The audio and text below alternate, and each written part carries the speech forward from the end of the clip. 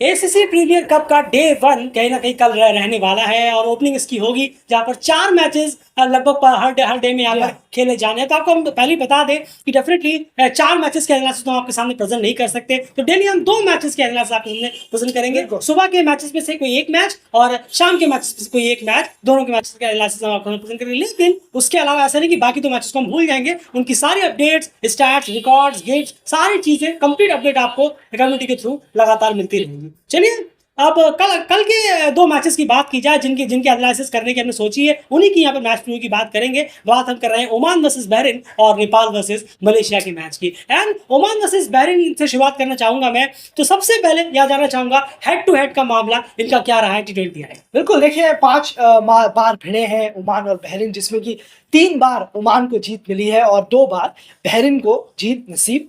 बिल्कुल, तो यानी मामला इतना भी एक तरफा नहीं है, काफी कांटे का रहा है रिसेंटली अगर आप देखें। लेकिन अब बात करते हैं लास्ट क्लास की, यानी इन दोनों टीमों के बीच में जो आखिरी मुकाबला हुआ था उसमें क्या हुआ था। डेफिनेटली एक वन साइडेड गेम वो था। ओमान ने बहरीन को 10 विकेट से मात दी थी 109 रन चेस करने के लिए होते थे। आपको याद होगा T20 वर्ल्ड कप का रीजनल फाइनल का सेमीफाइनल गेम जहां जो कि नेपाल में हुआ था। यूएई और नेपाल के बीच में एक सेमीफाइनल था, दूसरा था ओमान और बहरीन के बीच में, वहां पर ये क्लैश हुआ था और ओमान ने लगभग आप कह सकते हैं जो हिंदी में हम कहते हैं रॉन्ग डाला था, जो कहीं ना कहीं एग्जैक्टली हुआ था लास्ट क्लास में। लेकिन उससे ठीक एक क्लास पहले बहरीन ने ओमान को मात दी थी, तो इसीलिए इंटरेस्टिंग जरूर बना रहेगा। लेकिन पलरा ओमान का यहाँ भारी हमें दिख जरूर रहा है। एंड यहाँ बात करेंगे टॉस जीतकर आपको क्या लगता है, क्या पहले करना बेटर रहेगा। इस पर हम एक वीडियो पहले डिस्कस भी कर चुके थे। जरूर टॉस जीतकर पहले बॉलिंग ले तो बेहतर होगा। जो चेस करती हुई टीमें हैं उनका रिकॉर्ड हालिया में बहुत अच्छा है, तो जरूर आप टॉस जीते और बॉलिंग के साथ जाए और चेस करें। बिल्कुल, और ऐसा नहीं है कि अगर आपको बैटिंग पहले आ गई तो आप गेम से बाहर है, बिल्कुल भी नहीं है। आपको एक अच्छा टोटल यहाँ लगाना पड़ेगा और डेफिनेटली अगर आप पहले बैटिंग कर रहे हैं तो आपको 150 अबव जाना ही पड़ेगा। 150 और उससे ऊपर का स्कोर लगाना पड़ेगा, जो कि आप देखेंगे रिसेंटली नामीबिया ने किया। नामीबिया ने दोनों गेम्स लास्ट के अभी डिफेंड करते हुए जीते हैं और उन दोनों में उन्होंने स्कोर जो है बड़ा स्कोर है। एक में 200 पार कर दिया और एक में 160 के आसपास उन्होंने पहुंचा, तो बड़ा स्कोर आपको लगाना पड़ेगा 150 अबव का। और अगर आप 140 के आसपास लगाने में का सक्सेसफुल हो पाए तो फिर मुश्किलें जरूर होंगी। आपको कोशिश करनी पड़ेगी कि आप अर्ली स्ट्राइक्स ले पाए, तभी कुछ बात बन पाएगी। लेकिन अगर आप पहले बैटिंग कर रहे हैं तो स्कोर आपको बड़ा चाहिए। एंड यहाँ पर अगली चीज की तरफ बढ़ते हैं, बात करते हैं अब की प्लेयर्स की, फिर प्लेइंग 11 जानेंगे। लेकिन मेरे ख्याल से प्लेइंग 11 पहनना ज्यादा जरूरी रहेगा, फिर की प्लेयर्स के बारे में बात करेंगे। प्लेइंग 11 दोनों टीमों की शुरुआत बहरीन से। जरूर, अगर हम बात करें उमेर इम्तियाज, सरफराज अली, सोहेल अहमद, हैदर बट कप्तान है टीम के, इमरान अनवर, जुनैद अजीज, अहमद बिन नसीर, सतैया वीरापथीरन, अब्दुल माजिद, रिजवान बट और अली दाऊद। ये बहरीन की प्लेइंग 11 जो प्रोबेबल प्लेइंग 11 है हमारी तरफ से, डेलीगेट की तरफ से। वहीं ओमान की बात करें तो जिशान मकसूद कप्तान, कश्यप प्रजापति, नसीम खुशी, आकिब इलियास, अयान खान, खालिद केर, मोहम्मद नदीम, मेहरन खान, बिलाल खान, फैयाज बट एंड कलीम उल्लाह।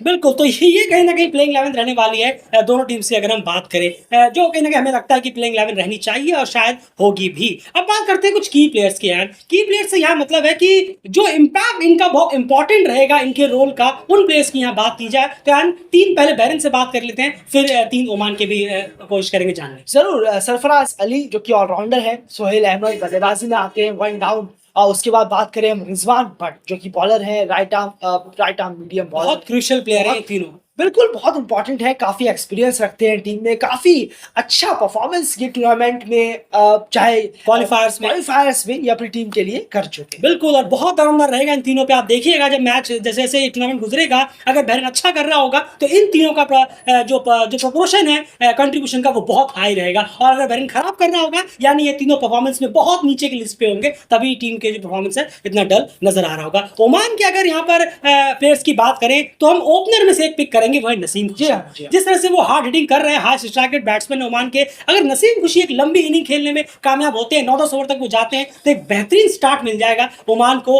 और वो जरूरी भी है क्योंकि ओमान का मिडिल ऑर्डर बहुत स्ट्रगल करता हुआ हमें नजर आता है रिसेंटली। और उसी में एक और प्लेयर है, की प्लेयर जिन पे नजर दरमदार बढ़ जाएगा, वो है आकिब इलियास। आकिब इलियास बॉल से भी कंट्रीब्यूट कर रहे हैं और बैट से भी उन्हें करना पड़ेगा और बहुत इंपॉर्टेंट रोल रहेगा उनका इस गेम में, इसलिए वो भी हमारे की प्लेयर होंगे। और तीसरे की player no doubt Bilal Khan, क्योंकि नई बॉल से उन्हें विकेट निकालना जरूरी। देखा हमने नाइविया की सीरीज में नई बॉल से विकेट नहीं मिलने पे टीम को बहुत नुकसान उठाना पड़ा है, वो मैच भी हारे और उसके बाद सीरीज भी हारे। तो बिलाल खान नई बॉल से उनको विकेट निकालने होंगे और इसीलिए हमारे की प्लेयर लिस्ट में जरूर यहाँ पर शामिल होंगे। तो ये कुछ था ओमान वर्सेस बहरीन गेम की बात करें। एंड प्रोबेबिलिटी विन मीटर की मैं बात कर लेता हूँ जल्दी से। विन परसेंटेज को अगर आपको देना हो तो कितना देना चाहेंगे? ओमान और बहरीन में कितने परसेंट चांस के जीतने के इस गेम में? 55% ओमान और 45% बहरीन की। रिकॉर्ड भी अच्छा है बहरीन का और गल्फ में है, आपके ओमान में है, तो वो काफी खेल चुके हैं। इतना अलग कंडीशन नहीं होगा नहीं, बिल्कुल सही कहा आपने। वो इन कंडीशनों में खेलते हैं, गर्मी में, बहुत हॉट ह्यूमिड कंडीशंस में, तो वो आदी है। तो 45% यहाँ बहरीन का, क्योंकि उन्होंने हराया हुआ भी है, उनके पास ब्लूप्रिंट मौजूद है, कैसे हराना है, कैसा क्रिकेट खेलकर हमें हराना होगा ओमान को, वो उन्हें अंदाजा है अपने 2 मैच जो उन्होंने जीते हैं। पर ओमान 55% के साथ लगता है दिल्ली क्रिकेट को कि लीड करेगा और इस मैच को जीतेगा भी, एज जरूर करते हैं। बिल्कुल, चलिए दूसरे मैच की तरफ बढ़ते हैं। एक और मैच है कल शाम के वक्त, नेपाल वर्सेस मलेशिया। जी हाँ, हमारे लिए शाम के वक्त लोकल टाइम्स के हिसाब से वो दिन में शुरू होगा, दोपहर में। नेपाल वर्सेस मलेशिया एंड सीधे बात करेंगे हेड टू हेड से। हेड टू हेड में दोनों का हाल मेरे ख्याल से सपाट है। बिल्कुल, 9 मैचेस खेले हैं दोनों ने, जिसमें कि 8 में नेपाल को जीत मिली है और 1 में मलेशिया को जीत। बिल्कुल, वहीं पर अगर लास्ट क्लैश की बात की जाए, जो इनका लास्ट क्लैश रहा दोनों का, वो कहीं ना कहीं रीजनल फाइनल में ही रहा था, जहां पर नेपाल ने बहुत ही आसानी से 6 विकेट से मात कहीं ना कहीं दी थी चेस करते हुए, और 2 ओवर करीब करीब बचे भी थे और आराम से मेरे ख्याल से 160 अबव का टारगेट, 166 रन मलेशिया ने लगाए थे। नेपाल ने 6 विकेट रहते 2 ओवर बचे हुए थे, उसी में आसानी से चेस कर लिया था। ये कह सकते हैं कि वही 1 साइड विक्ट्री नेपाल ने यहाँ पर हासिल हुई थी लास्ट क्लैश की अगर बात की जाए। अब चलते हैं एंड इनके लिए भी वही रहेगा सिमिलर, टॉस जीतकर पहले चेस लेना। जी हाँ, बिल्कुल बिल्कुल, क्योंकि ग्राउंड जिस तरह शुरुआती है, जब आपको भरोसा हो जाए कि आप कैसे जीत रहे हैं तब आप चेंज कर सकते हैं, लेकिन शुरुआत में फ्लो के साथ ही जाए टॉस जीतकर बॉलिंग। और अभी शुरू में इतनी यूज्ड भी नहीं होगी ग्राउंड कि उस पे हम देखें कि बाद में बैटिंग करना दिक्कत हो रहा है या पिच फटने लग रही है सूरज की वजह से। शुरुआत में डेफिनेटली आप इसी के साथ जाएं तो बेटर रहेगा। एंड यहाँ पर अब बात की जाए अगर तो प्लेइंग 11 की बात करते हैं दोनों टीमों के बारे में। जरूर, कुशल भुरतेल नेपाल की बात करें, कुशल भुरतेल, आसिफ शेख, रोहित पौडेल कप्तान, कुशल मल्ला, दीपेंद्र सिंह एरी, संदीप जोरा, गुलशन झा, सोमपाल कामी, करण केसी, ललित राजवंशी और अविनाश बोहरा, ये प्लेइंग 11 हमारी है। प्रोबेबल प्लेइंग 11 जो कि पहले मैच के लिए नेपाल।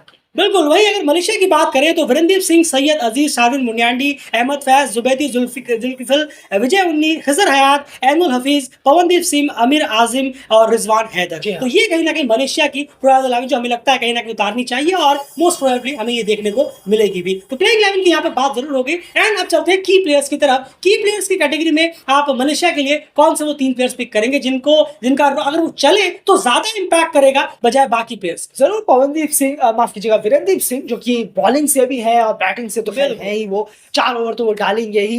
सैयद अजीज बहुत पावरफुल हिटर भी हैं, और पवनदीप सिंह जो कि स्पिनर है। अगर हम देखें, इन तीनों का काम बहुत इंपॉर्टेंट होगा अपनी टीम के लिए, चाहे रन्स को कंट्रोल करना हो, और दो का सैयद अजीज और वीरेंद्र का तो रन्स बनाना हो तेजी के साथ भी। खासकर सैयद अजीज जो है वो बहुत हाई स्ट्राइक रेट के साथ बल्लेबाजी करते भी हैं। पर ये 3 प्लेयर बहुत ज्यादा इंपॉर्टेंट होंगे अपनी टीम के लिए, मलेशिया के लिए, अगर वो जीत देखना चाहते हैं। बिल्कुल, अब एक चीज बहुत इंपॉर्टेंट है। अब आप नेपाल के की प्लेयर्स की यहाँ अगर हम बात करना चाहें, देखिए नेपाल के की प्लेयर्स की आप बात करें तो आप दुनिया भर के नाम ले सकते हैं ओपनिंग से या कहीं से भी, लेकिन आपने एक चीज बहुत नोटिस करी होगी, रिसेंटली टाइमों में टीम का बहुत ज्यादा इंपैक्ट 2-3 प्लेयर की परफॉर्मेंस से ही पड़ा है। T20 की हम बात कर रहे हैं, उन्हीं 2-3 प्लेयर्स की परफॉर्मेंस के दम पर टीम ने काफी अच्छे रिजल्ट्स, जो भी जीतने वाले रिजल्ट्स हैं उनमें मोस्ट ऑफ द रिजल्ट्स जो हैं वो इन तीनों के परफॉर्मेंस के बेसिस पर ही हमें देखने को मिले हैं, और इसीलिए हमने इन तीनों को यहाँ पिक किया है। हम बात कर रहे हैं दीपेंद्र सिंह एरी, नो डाउट या पहले की प्लेयर्स होंगे दोनों ही साइड से,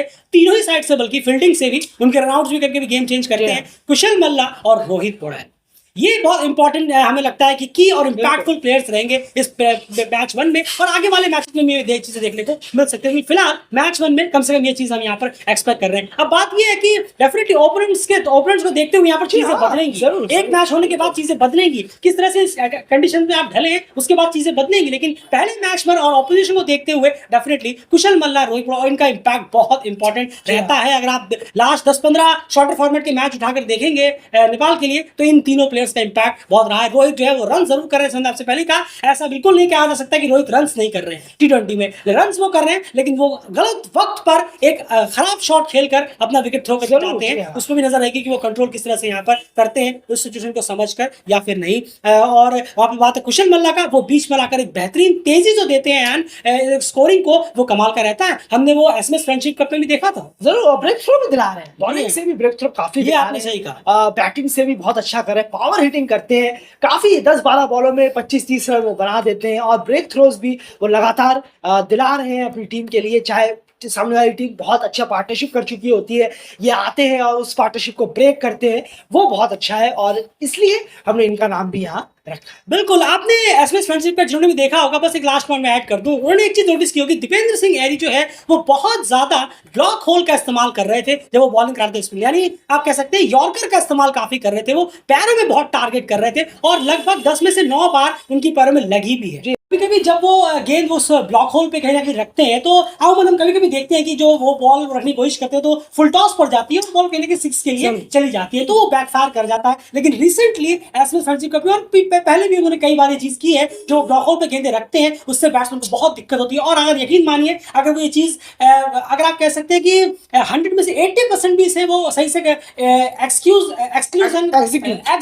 एग्जीक्यूट करने में कामयाब हो गए, तो डेफिनेटली प्रीमियर कप में वो सामने टीमों को काफी तंग करते हुए नजर आएंगे। तो दीपेंद्र सिंह ऐरी, रोहित पटेल और कुशल मल्ला, ये तीनों हमारे बहुत इंपैक्टफुल प्लेयर होंगे इस गेम के लिए भी और आने वाले गेम्स के लिए भी। लेकिन आने वाले गेम्स की कंडीशन बदलती चली जाएगी, जब टीम्स अलग अलग आएंगी, नॉकआउट्स वगैरह में बात अलग हो जाएगी, पिच का मैच अलग हो जाएगा, तब कुछ और बात होगी। क्या पता कोई और इंपैक्ट प्लेयर्स हो, एक बार मैचेस देख लें, फिर उसके बाद और ज्यादा बेहतर तरीके से बात कर पाएंगे। And at the end winning percentage कितना देना चाहेंगे आप मलेशिया और नेपाल? बिल्कुल, देखिए अगर हम बात करें नेपाल की, तो 75% यहाँ नेपाल के साथ जाना चाहेंगे और 25% मलेशिया के साथ। रिकॉर्ड्स भी काफी फेवर में है नेपाल की बात करें, और इतना up to the mark performance होता नहीं है मलेशिया का जब भी वो क्वालिफायर्स इवेंट जैसे आते हैं, आईसीसी या एसीसी का इवेंट हो, तो ऑफ कोर्स हम यहाँ पर जाएंगे अगर हम बात करें नेपाल के साथ। बिल्कुल, तो फिलहाल इस मैच रिव्यू में इतना ही। बाकी डेफिनेटली एक एक मैचेस सब टीमों के हो जाएंगे, तो मैच रिव्यू करने में भी और आपको सुनने में भी और ज्यादा मजा आएगा। बहुत सारी डिस्कशंस के लिए बातें यहाँ पर होंगी, बाकी सारी चीजें देखने के बाद फिर नेक्स्ट मैच रिव्यूज में और ज्यादा कहीं ना कहीं डिटेल में बात की जाएगी। फिलहाल इस मैच रिव्यू में इतना ही।